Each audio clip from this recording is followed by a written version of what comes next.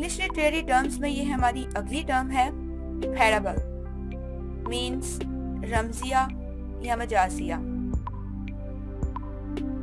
Parable में भी कोई इखलाकी या रूहानी हकीकत बयान की जाती है, लेकिन इसमें एलेगरी की तरह अब्स्ट्रैक्ट पर्सोनिफिकेशन से काम नहीं लिया जाता और ना ही फेबल की तरह जानवरों को एजेंट बनाया जाता है, बल्कि इसकी बजाय पैराबल एक मुख्तसर बयानिया होता है जिसमें दो अनासर के दरमियान मुशाबहत को सामने लाकर कोई खास इखलाकी सबक अखज़ करने की कोशिश की जाती है।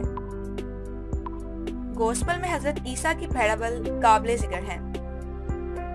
ये पैराबल देखें जिसमें हजरत ईसा ने फॉल्स प्रॉफिट्स के बारे में मालूम करने के लिए फलदार दरख्तों की पैराबल बयान की है।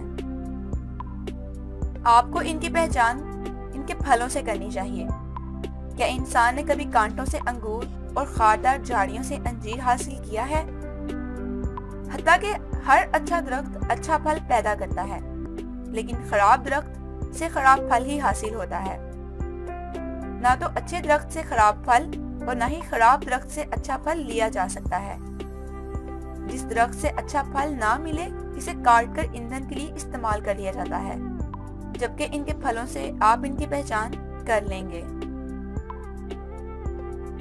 A parable is a short narrative devised so as to give a clear, but not necessarily implicit demonstration of a moral or lesson.